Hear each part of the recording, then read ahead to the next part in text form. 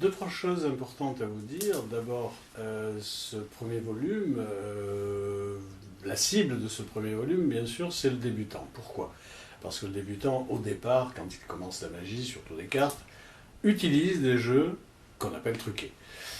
Alors, toujours un petit peu angoissé de laisser un jeu truqué sur la table, ça va lui donner l'occasion de pouvoir, effectivement, en changeant le jeu, de pouvoir tranquillement laisser le matériel sur la table à l'examen s'il en a envie.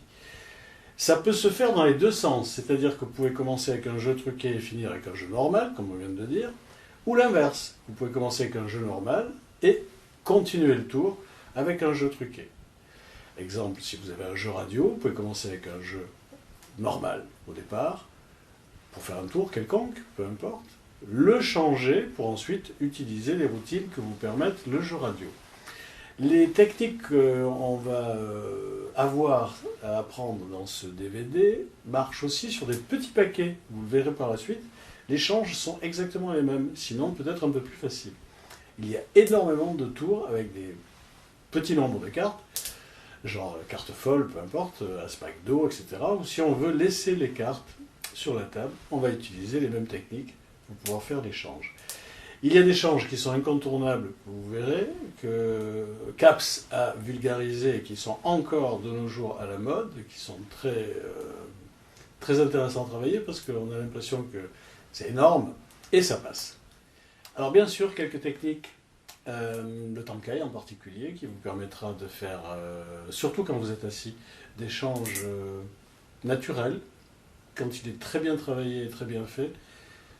Aucun geste permette d'imaginer qu'on peut changer un jeu de cartes.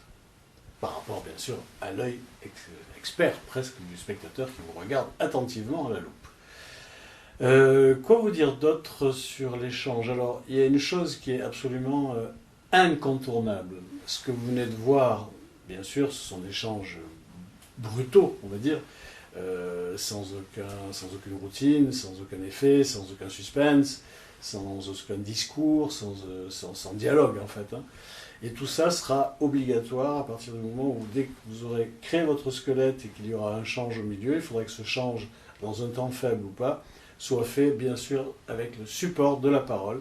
Et plus votre parole sera intéressante, ce qui induit, en tout cas je vous conseille, quand vous allez chercher le texte à fournir à votre routine, que le texte soit suffisamment intéressant, qu'il crée des interrogations, qu'il crée des informations, qu'il crée des surprises, qu'il programme un suspense. Tout ça permet au cerveau du spectateur de pouvoir comprendre, essayer de comprendre ce que vous êtes en train de faire et d'avoir le focus de son attention plus cérébral que visuel.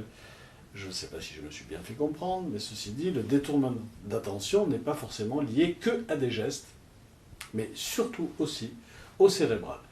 Donc, dès que vous aurez compris tout ça, le mélange vous permettra d'être tout à fait à l'aise, et c'est ce qu'il faut arriver à faire, être à l'aise quand vous faites des tours, tout en parlant, faire des mouvements qui sont dans des temps faibles et dans des temps forts. Bon, je crois que je vous ai assez saoulé avec tout ça. Je vous laisse avec ce DVD où vous allez trouver certainement votre bonheur, parce que dans les 10 changes, je suis probablement sûr que vous allez en choisir 3 ou 4, comme nous avons tous fait, parce que les professionnels s'en servent encore à l'heure actuelle. Donc, amusez-vous bien, et puis on se retrouve à la prochaine fois.